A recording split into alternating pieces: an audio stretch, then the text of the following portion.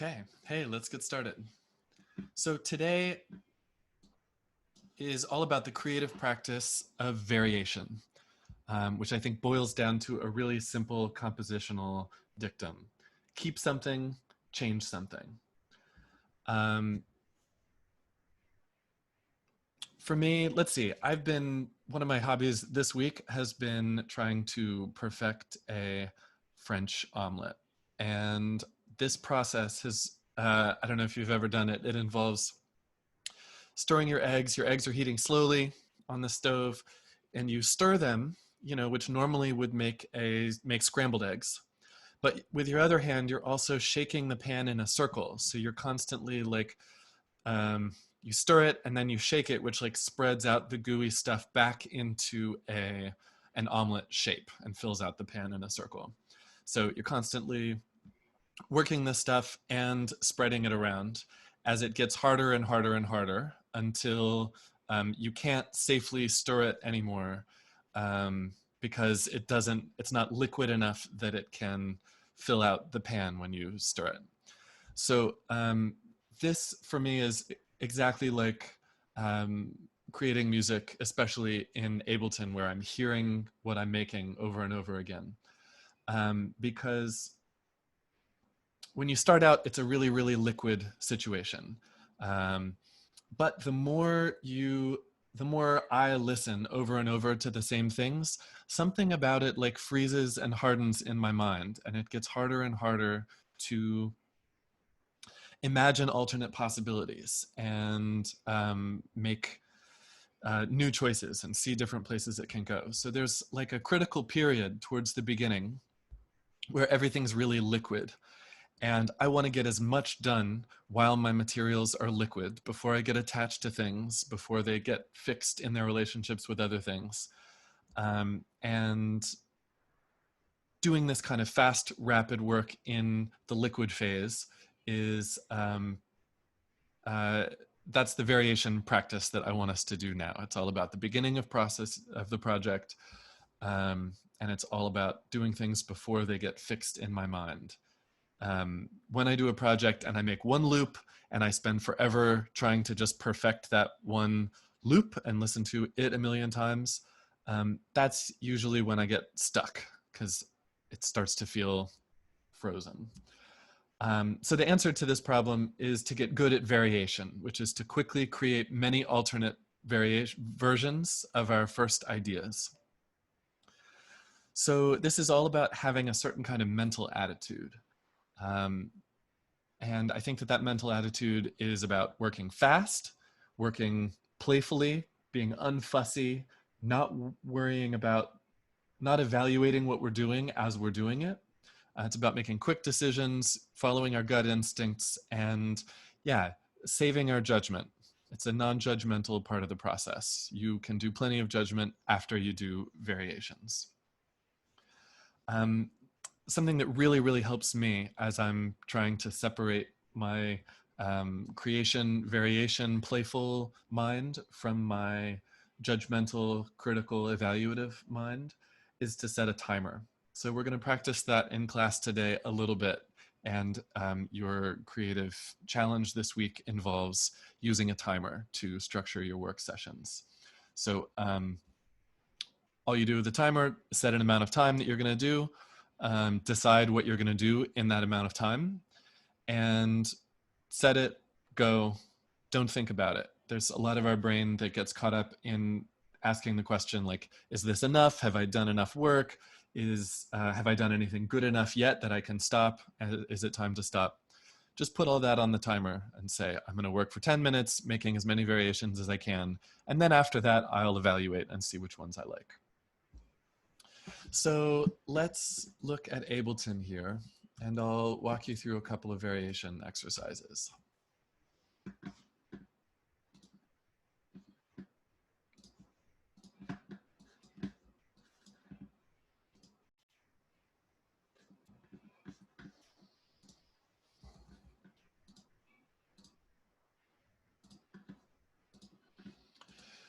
Okay, so the first thing you want to do is pick a sound that you can do that you can live with, something neutral. I recommend the grand piano that comes with Ableton because, you know, lots of sounds that you get are really good in like particular contexts, but on their own, maybe not so inspiring. So I've grabbed the grand piano. You could just search piano.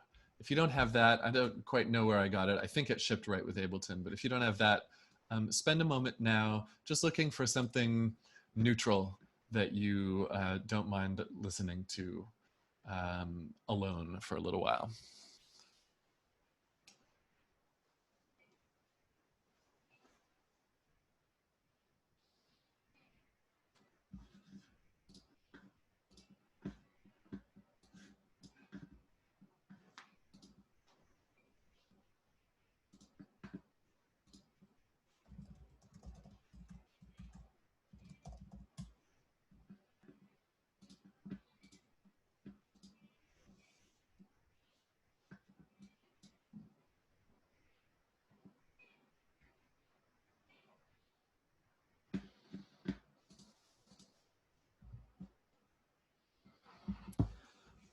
Okay, so the first thing that we're going to do, the first exercise, is varying a musical motive.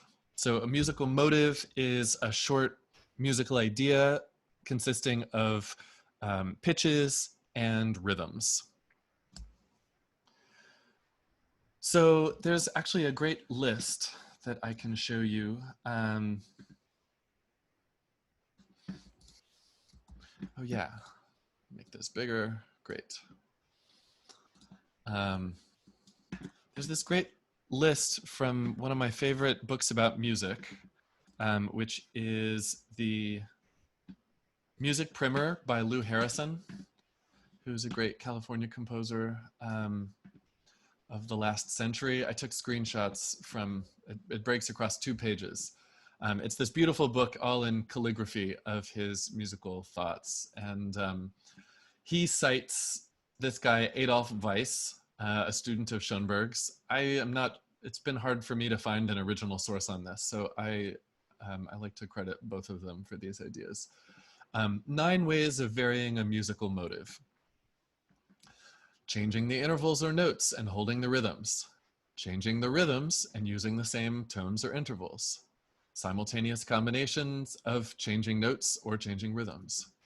Inversion, elongation, contraction, elision, cutting out notes, interpolation, adding in notes, and the crab form, taking it backwards, retrograde. So I would like us to practice with these, and I'm going to do a quick example and then give you 5 minutes on the clock to do your own. So this is going to be my guide.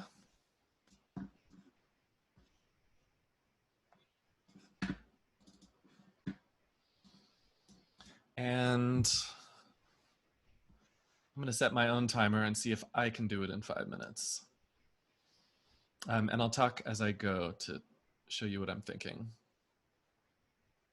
Okay, first, I'm just going to create some short clip of MIDI. And I'm not going to worry too much about it. I'm not even thinking about these notes. I've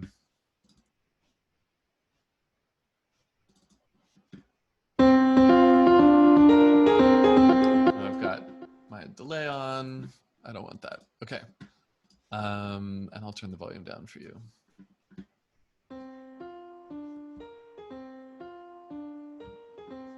Okay, so that's my starting point.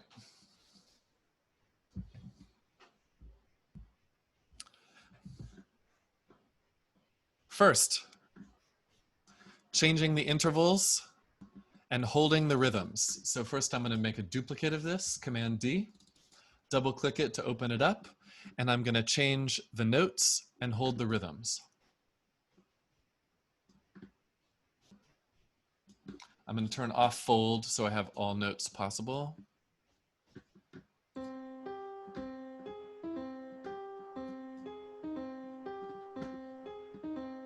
Great.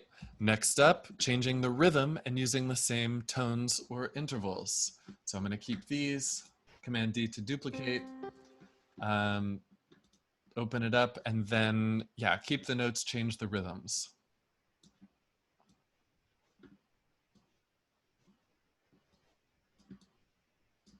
Maybe take things off the square beats, get some syncopation in.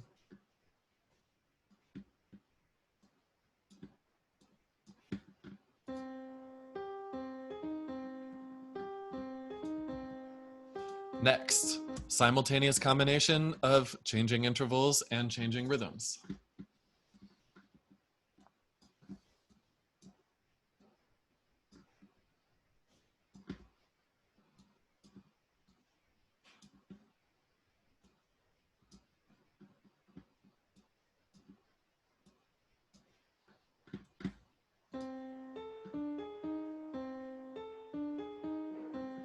Interesting. Okay, duplicate, open up the new one. Inversion. Inversion is easy. There we have an invert button. Boom.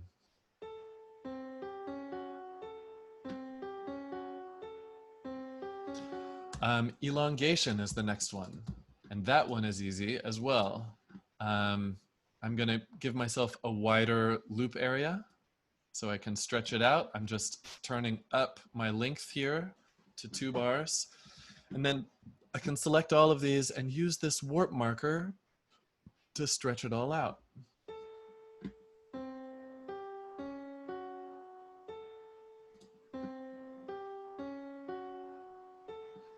It's kind of a nice feeling to it. Contraction, same thing. Select them all, grab the warp marker, bring it in.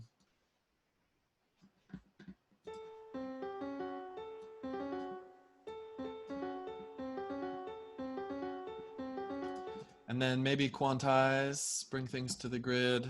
Stretching, the warp, does things proportionally, but not on the grid.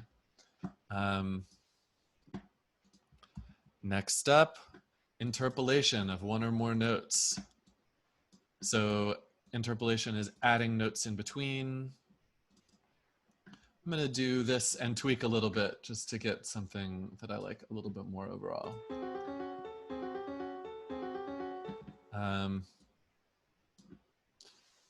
Yeah.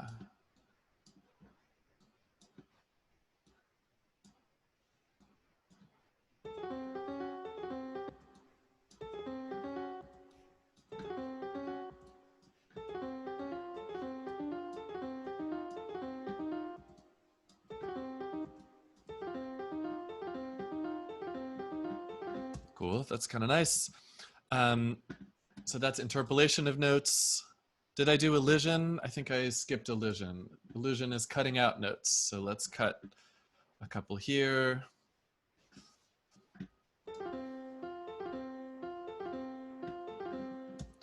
Cool.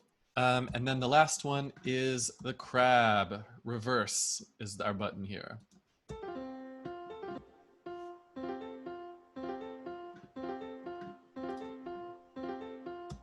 Cool. So I am done with my 9 variations on my original musical motive. I want everybody to give this a try. So create yourself something here. You can take a moment to care about what you're doing or not. It's just clay at this point, and you can make choices all along the way to make gradual improvements and refinements of it. And then I will tell you when I'm starting the clock, and you'll have 5 minutes to make as many of these variations as you can. Okay, so now you're just writing your initial material.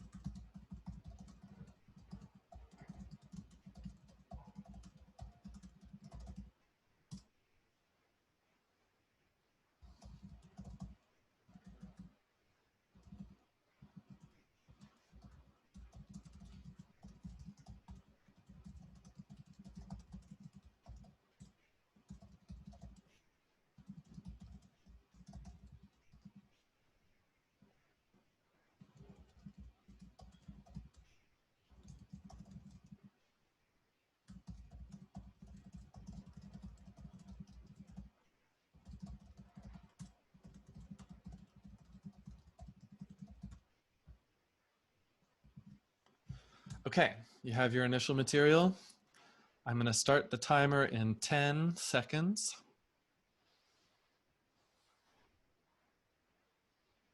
If you want to pull up this list on your own computer, my notes today are pretty exhaustive. Stretching, you just select it and look, you've got a warp marker at the beginning and the end, and you can pull. Okay, 5 minutes on the clock, ready, set, go.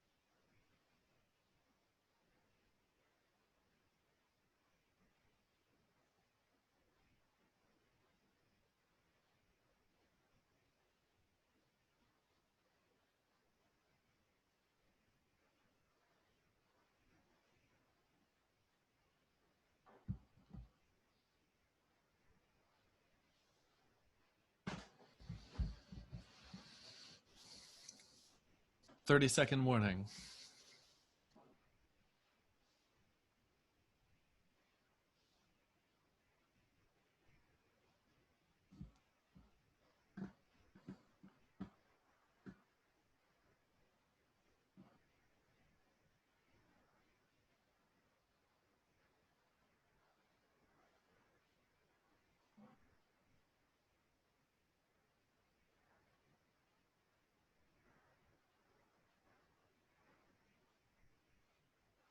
Okay, time's up.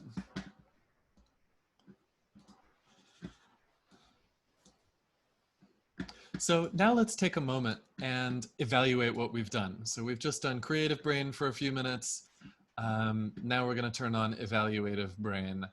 And I have cheated a little bit.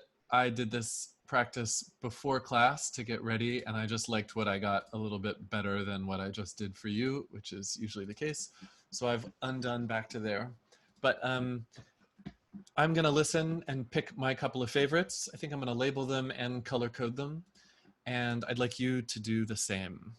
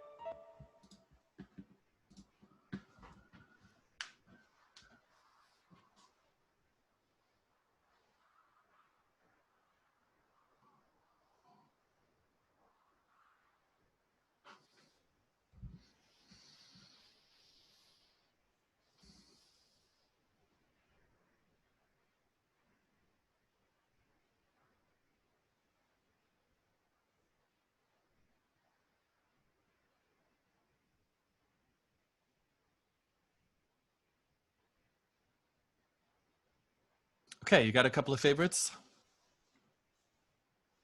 Great.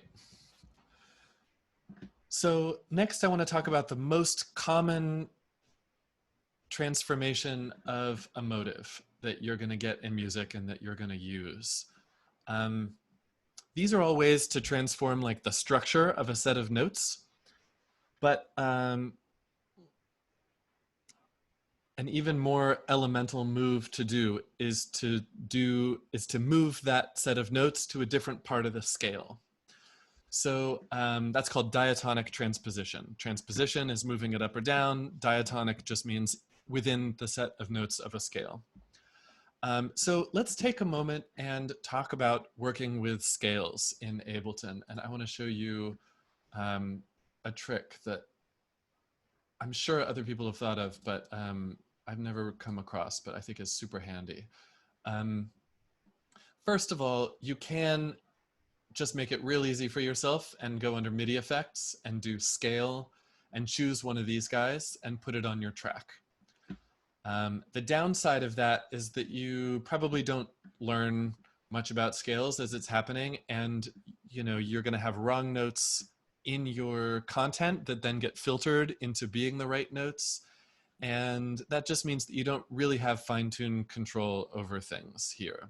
So I'm going to show you another way to work within scales. I'm going to take one of my motives.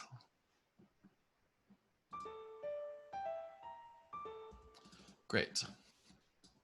So here's the trick. I'm going to make some space for myself to work with outside of my loop. And to do that, you increase the value under end. So down here is the loop length, but here is the length of the whole clip. So if I turn that up, then I can how do I do it? Um,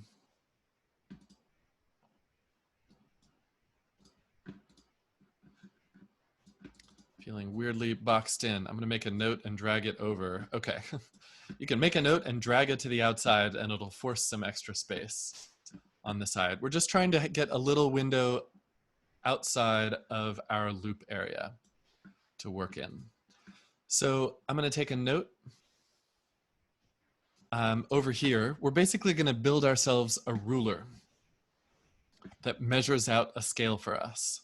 And then we're going to use fold to collapse everything into just the notes of the ruler. So I'm going to copy this clip. So I'm working on a copy.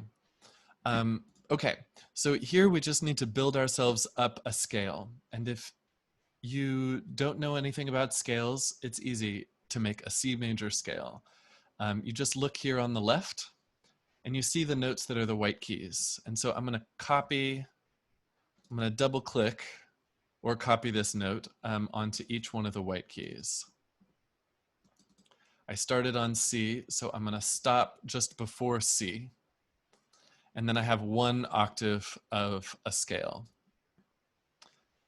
Then I can take this and option drag to make a copy of that whole structure and drag it up a whole other octave. So now these notes are also lined up with the white keys of the next octave. And then I'm going to do the same thing here. So I'm making a couple octaves of a scale.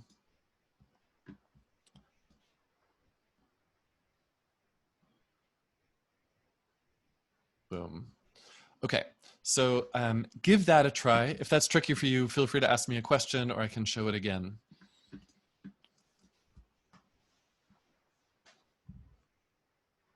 Should we just make a C major scale? Yeah, make a C major scale. Or, I mean, make any scale that you want.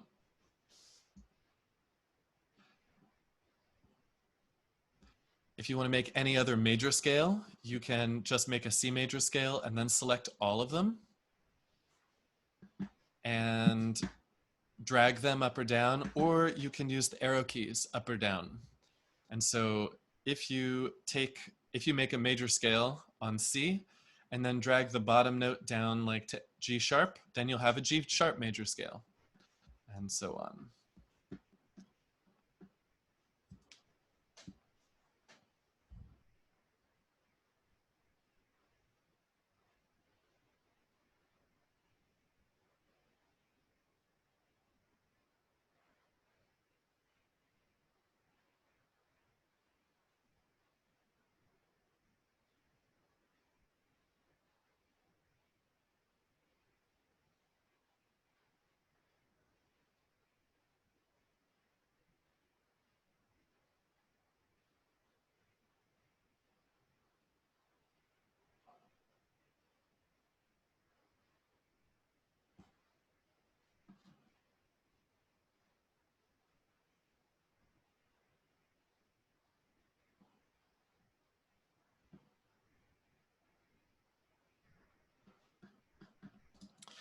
Yeah, so if you're stuck like I was in a loop and you can't make space outside of the loop, you can double click to make a note and just drag it. Let's see, if we were stuck, let me get back over here.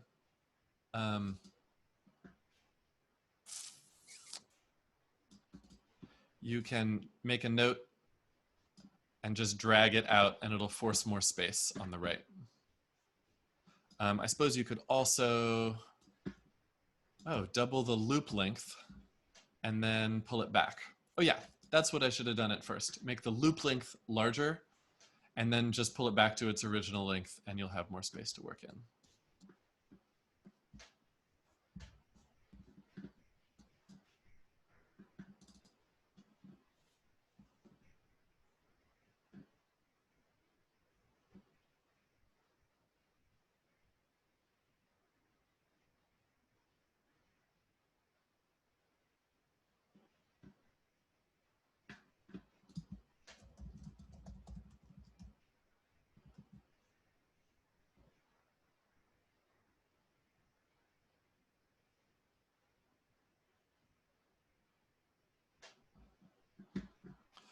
Cool. So it's a little finicky to work with. It's, of course, a little hard to see, which is why we're doing this in the first place, is that working on a piano roll like this with all of the notes of the chromatic scale is it's just a little difficult to visualize. So I'm going to show you how to do this again and give you another tip or two. So again, I'm going to make my C major scale by clicking on all of the white keys.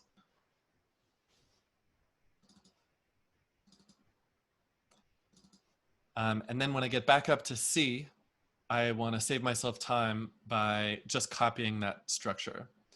So if I copy that structure and drag from my bottom note, the note that I'm clicking, first hold down Option to make a copy, the note that I'm clicking will be the guide note on the left that gets spelled out.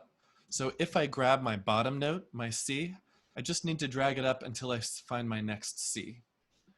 And then I can grab that whole thing, grab the bottom note, drag it up until it says C again. Cool, so here's the next step. The next step is that we're gonna hit fold. What fold does is hides all of the notes that are not presently being used in that clip. And so what I see here is that I've got all of my white keys, except, oh, this was not used. That was just forcing myself more space. But I've got this one note that was one of the black keys in my original set. So I'm going to, there are a couple of things you could do. If you wanted to preserve the notes that you have, you could stretch your scale to include the notes that are already present and then fill in the gaps, and you can experiment with different filling ins of the gaps that will give you different scales. But I'm going to use this grid, use this scale that I've written to smooth out this thing. It is such a nice note, but I'm going to bring it into the fold by moving it onto one of the scale tones. That's kind of pretty. This connects with that note melodically because they're next door. Cool. And now I'm going to unfold and fold again, and it'll get rid of all the lines that aren't being used. So now this grid that I have is only showing notes of this scale. So go ahead and click fold. And if you want to slide around your notes to fit into that grid, go for it, and then unfold and refold to get rid of the unused lines.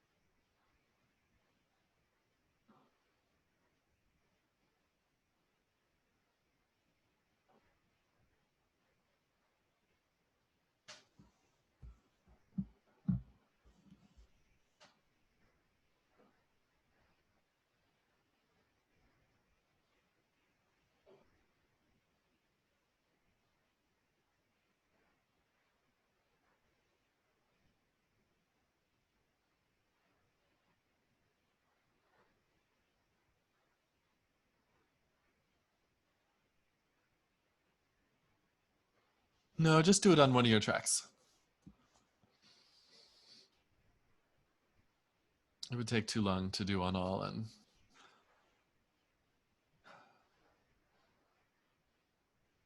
variation technique is all about moving forward. We're not trying to refine stuff yet. We're just making new things. Okay, Cool. So once you have this, I want to show you diatonic transposition. So here's, if you want more lines here, by the way, I don't know if I ever told you this, Command I inserts more scenes. So here's my new core idea. I'm going to make some variations where I just copy, open it up, and then drag everything. I wonder if you can accidentally, no, you'll have to not select your scale because it's not going to let you move anything. And then just drag it somewhere else. Make another one. Click and drag.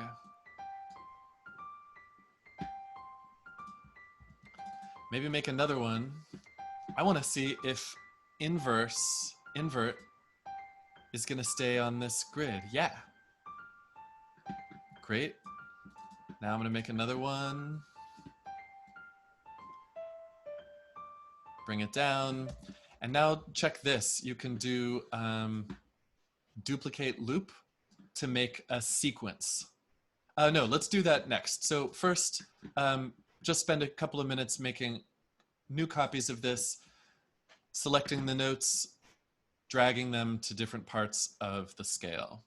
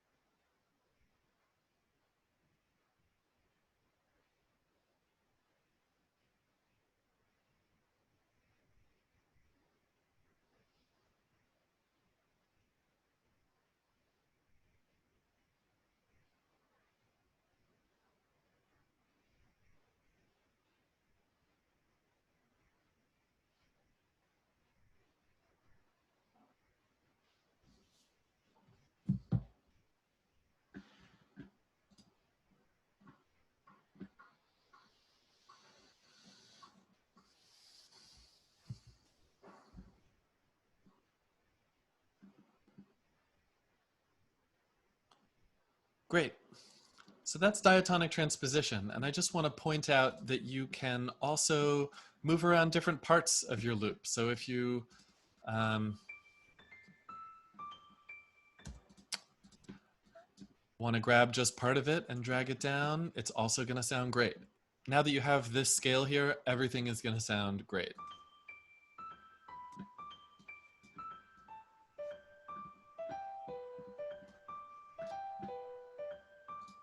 Invert, reverse.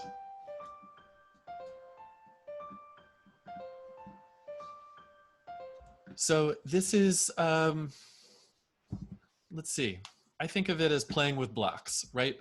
You don't know what you're looking for. You're not trying to write a melody out of your head or out of your soul or to express your feelings. You are just looking at the blocks you have, pushing them around, listening, finding moments of delight, whatever they are.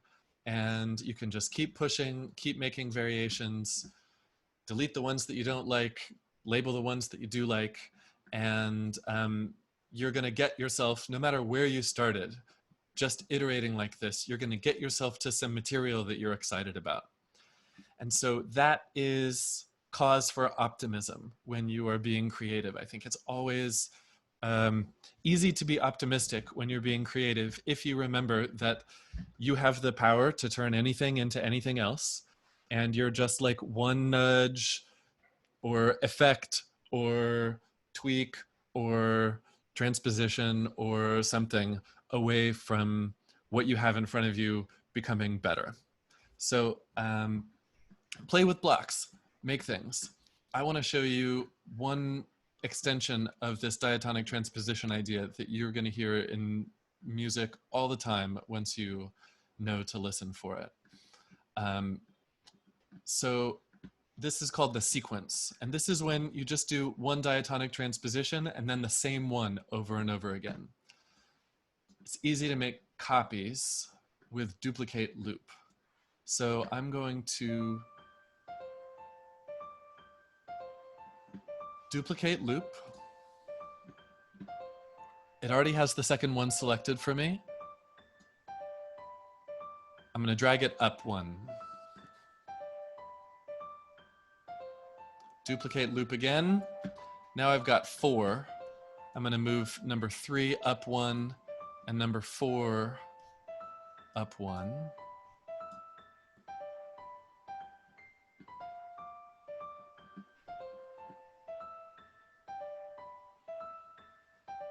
This one needs to go up.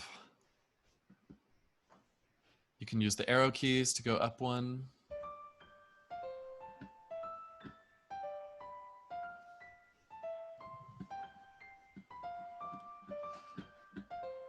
So it's like we're going in an ascending scale, but instead of using our pencil and making one line going up like a scale, we're using a whole stamp where the stamp is this motive, it's this melodic idea, and we're stamping up in a line to do the scale. Actually, in most music, sequences down are more common. So I'm just going to invert this whole thing and see what I get.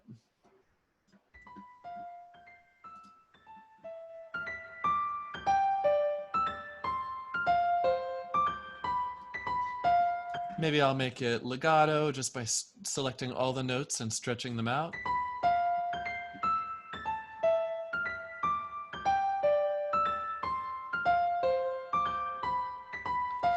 Classical music is full of this, but also jazz. Think of the tune Autumn Leaves. Ba-da-bum-bum, ba-da-ba-bum, ba-da-ba-bum, ba-dum-bum-bum. That's just a sequence going down. Lots of great melodies have just little bits of sequential action in them. And it may be just like 2 or 3 notes that'll then get repeated higher up and higher up or lower and lower. And using building blocks like that with repetition, internal repetition, is something that makes melodies have coherence and logic and direction and like inevitability. And this is an easy way to create them in Ableton. So let's just pause for a second. I prepared, I'm basically halfway through my class, so I guess I wrote 2 classes this morning. Next week, we'll save making variations in audio for next week, which is the practice of resampling. And we really should spend a whole hour on that. It makes, I don't know what I was thinking, trying to do it all in one day. So yeah, we'll continue with variation next week, and we'll think about effects and processing and instruments and doing this kind of iterative, playful, quick variation on things using all of the other tools that we have at our disposal in Ableton. But for the last 10 minutes here, I would like to give you one more chance to practice from scratch. And so rather than working with melody, I would like you now to start with some drums. So I'm going to grab a random kit.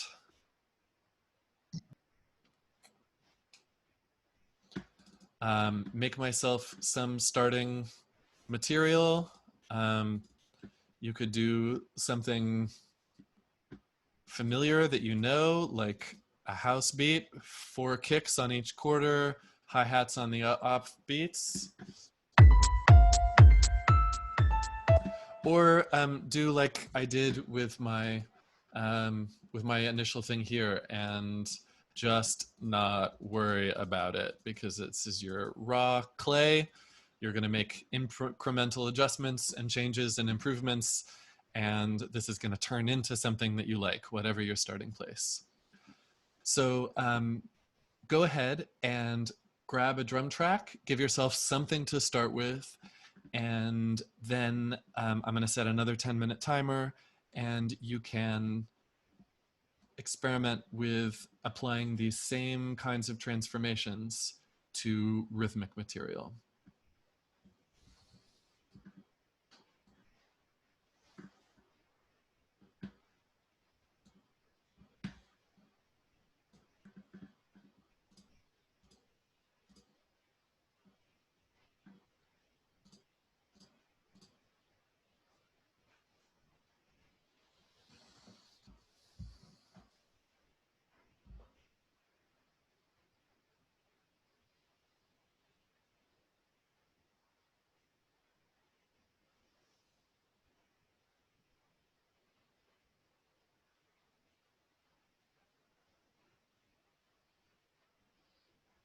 Okay, I've got 10 minutes on the clock. I'm going to put this back up on the page, make it big.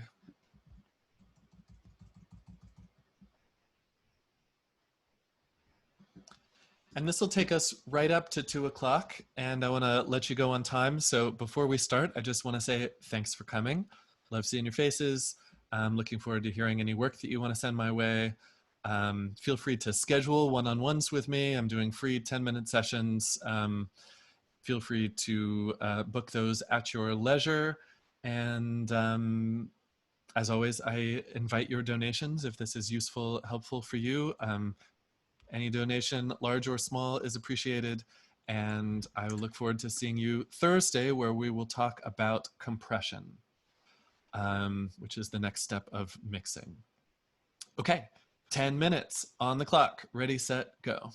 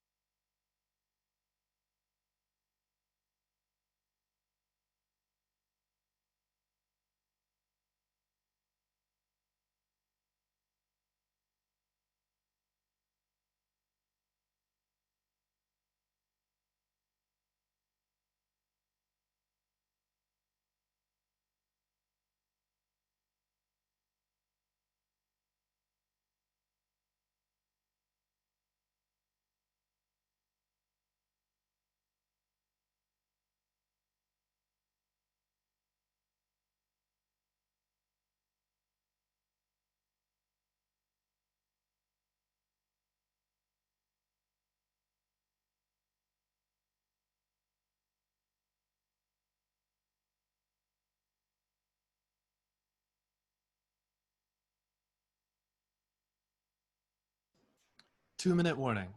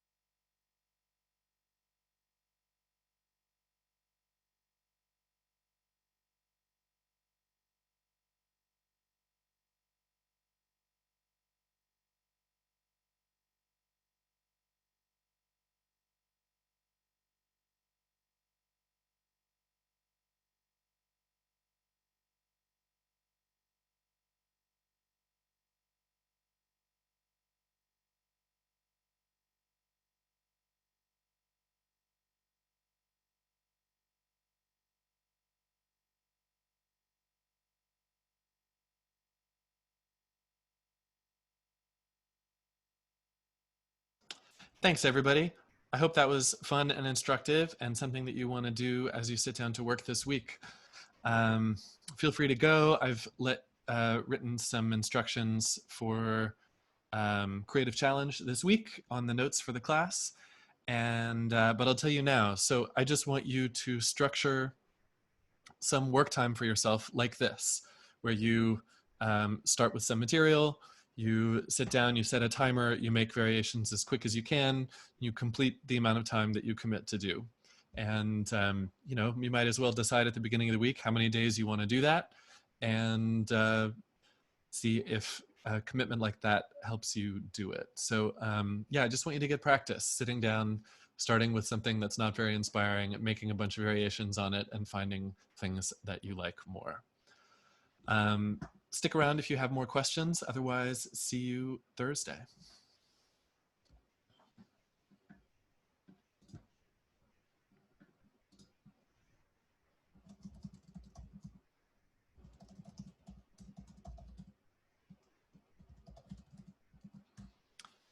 Bye, Ryan. Bye, Ronnie. Bye, Lucas. Thank you. Thanks, David. Thanks, Nat.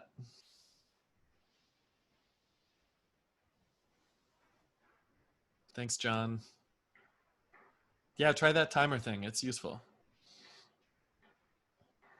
Thanks, Gabriella. Thanks, Chris. Thanks for showing up.